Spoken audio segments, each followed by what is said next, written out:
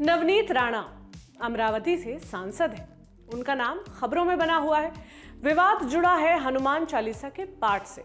Navneet jail में बंद है और बाहर वायरल है उनकी एक फोटो उनके एक्टिंग मॉडलिंग के दिनों की है। फोटो बोल्ड है, जिसको मीडिया रिपोर्ट्स में बोल्ड कहा जाता है।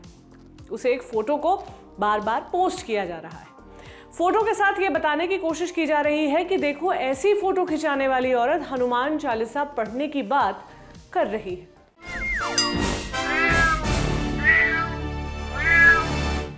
हाय, मेरा नाम प्रतीक्षा है। आप देख रहे हैं ऑर्डिनरी की स्पेशल सीरीज म्याऊं। नवनीत राणा एक्टर रही हैं, मॉडल रही हैं यानी अब नहीं है, लेकिन पहले के कई मौकों की तरह इस बार भी उनके विरोधी उनकी एक पुरानी तस्वीर निकाल लाए हैं ताकि उनको गलत ठहरा सके। आप अगर खबरों में रहते हैं तो आपको पता होगा कि महाराष्ट्र का हनुमान चालीसा विवाद क्या है। जो खबरों के बीच नहीं रहते उन्हें मैं ब्रीफ में बता देती हूँ। नवनीत राणा और उनके पति रवि राणा दोनों पॉलिटिशियंस हैं। दोनों ने मुख्यमंत्री उद्धव ठाकरे के घर मातोश्री के बाहर हनुमान चालीसा का पाठ करने का ऐलान किया था। इसके लिए 23 अप्रैल की तारीख तय की थी। इस दिन सुबह से ही मातोश्री के बाहर शिवसेना के कार्यकर्ता इकट्ठे हो गए। साथ ही नवनीत और रवि के समर्थक भी यहां जुट गए। जाहिर है हंगामा भी हुआ। माहौल को देखते हुए नवनीत और रवि ने हनुमान चालीसा का पाठ का प्रोग्राम कैंसिल कर दिया, लेकिन हंगामा हो चुका था। पुलिस एक्शन में आ चुकी थी। दोनों के खिलाफ मामले दर्ज किए गए। दो समुदायों के बीच दुश्मनी पैदा करने का मामला दर्ज हुआ, राजद्रोह का मामला दर्ज हुआ। दोनों को उसी दिन गिरफ्तार किया गया और अगले दिन बांद्रा के एक कोर्ट ने दोनों को 14 दिन की जुडिशियल रिमांड पर भेज दिया।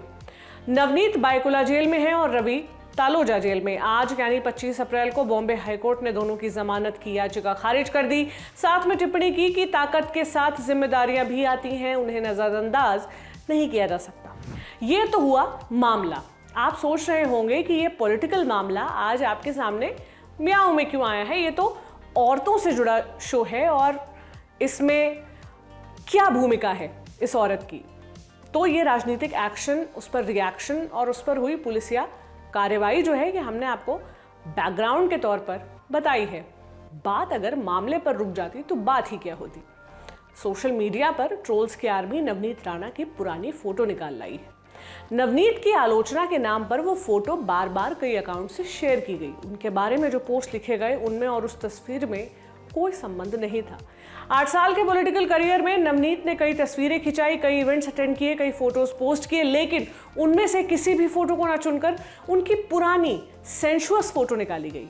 एक पोस्ट देखिए, लिखा है हनुमान भक्त नवनीत कौर राणा। साथ में 4 फोटोज हैं मॉडलिंग वाले टाइम की। किसी में उन्होंने बिकनी पहनी है, किसी में उनका क्लीवेज दिख रहा है, किसी में उनका पेट दिख रहा है। बताने की कोशिश की जा रही है कि अभी खुद को हनुमान चालीसा के लिए पैशनेट बताने वाली नवनीत असल में पहले क्या करती थी, कैसे तस्वीरें खिंचाती थी। और ये बात याद करते हुए मुझे याद आ रहा है अभी हाल ही में निपटा यूपी चुनाव का टाइम, जब 2 महिला उम्मीदवारों को अयोग्य बताने के लिए, उनकी उम्मीदवारी पर, उनकी गंभीरता पर सवाल उठाने के लिए उनकी तस्वीरें और वीडियो वायरल किए गए थे। एक थी हस्तिनापुर के कांग्रेस उम्मीदवार अर्चना गौतम और दूसरी थी राठ से सपा उम्मीदवार चंद्रवती वर्मा। दोनों की तस्वीरें खूब वायरल की गई। वैसा ही नैरेटिव गढ़ने की कोशिश की गई जैसा अभी नवनीत राणा के केस में किया जा रहा है। इस मामले में नवनीत के पति रवि राणा भी आरोपी हैं। उनके बराबर ही पति पर भी आरोप लगे हैं, लेकिन उन्हें उनकी फोटोज को नहीं घसीटा जा रहा है। उनकी कोई पुरानी फोटोज पोस्ट नहीं की जा रही हैं। लिखने और फोटो डालने वाले लोग सिर्फ और सिर्फ नवनीत को टारगेट कर रहे हैं। मेरा कहना है कि हो सकता है आपकी राजनीतिक सोच या समझ किसी महिला से मेल ना खाती हो, लेकिन विरोध दर्ज करने का ये तरीका सही नहीं माना जा सकता है कि आप उनके जेंडर को टारगेट करें। हो सकता है कि आपको हनुमान चालीसा विवाद में नवनीत और रवि ने जो किया वो गलत लगता हो सकता है आपको ये लगता हो कि पुलिस ने उनके खिलाफ सही एक्शन लिया है। हो सकता है आप फैसले से खुश भी हो और गा रहे हो अब तो जेल में जाना पड़ेगा, जेल की रोटी खानी पड़ेगी, लेकिन उसे कहने का एक तरीका होता है और वो तरीका किसी महिला का अपमान या उसे स्लट शेम करने का तरीका नहीं हो सकता है। चलते चलते थोड़ा सा आपको नवनीत राणा के बारे में भी बता देती हूँ। ये तो मैंने पहले ही बताया कि नवनीत राणा एक्ट्रेस और मॉडल रह चुकी हैं। तेलुगु, हिंदी, पंजाबी और मलयालम फिल्मों में नजर आ चुकी हैं। बताया जाता है कि योग गुरु रामदेव के एक योग शिविर में उनकी मुलाकात रवि राणा से हुई थी। 2011 में नवनीत और रवि ने शादी की। दोनों ने 3100 और जोड़ों के साथ सामूहिक विवाह कार्यक्रम में शादी की थी।